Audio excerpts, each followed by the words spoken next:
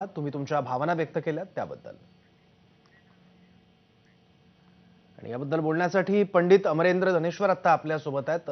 Sir, काही भावना आपण व्यक्त करू इच्छिता?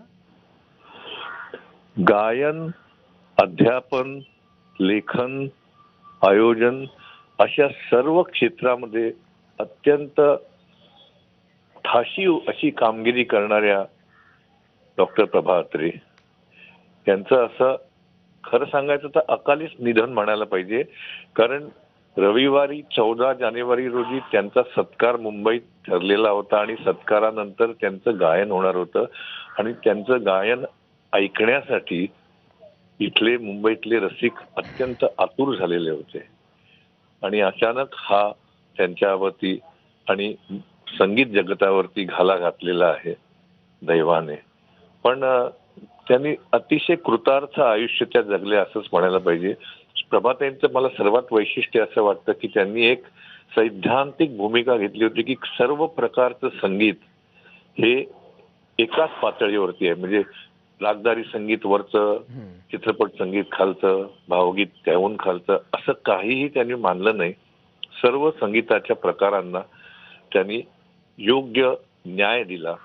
आणि दुसरी गोष्ट अशी की त्यांनी मारू बिहाग किंवा कलावती या ज्या ध्वनिमुद्रिका 1900 साधारणतः 66 साली दिल्या असतील तर त्या दोन रागांवरती त्यांनी आपली अमीट अशी नाममुद्रा उमटवली। आणि आजही मारू बिहाग म्हटलं की डॉक्टर प्रभा अत्रेंची आठवण होते।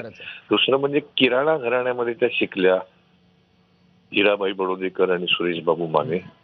पण त्यांना जी इतर गायकी आकर्षक वाटली, अमेरिका साहेब किंवा बडे गुलाम अली खान साहेब, त्या गायकीतला जो काही त्यांना आकर्षक भाग वाटला तो भाग त्यांनी आपल्या गायकीमध्ये उतरवला आणि एक अशी उदार अशी त्यांनी दृष्टी ठेवली संगीतासंबंधी।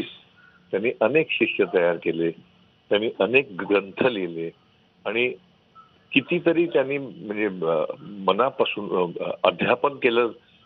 एसएनडीटी मध्ये त्या प्रमुख होत्या विद्यापीठाच्या संगीत विभागाच्या आणि खरोखरच त्यांचं कर्तृत्व चौफेर आहे आणि त्यांचं दिसणं अतिशय सुंदर मोहक असं त्यांचं रूप आणि त्यांची गायकी ही सतत आपल्या चिरकाल स्मरणात राहील आणि संगीत दुनिया त्यांची कायमची ऋणी राहील एवढंच मी सांगू इच्छितो। बरोबर, धन्यवाद सर, आपण आपल्या भावना व्यक्त केल्यात एबीपी माझाच्या व्यासपीठावर त्यासाठी।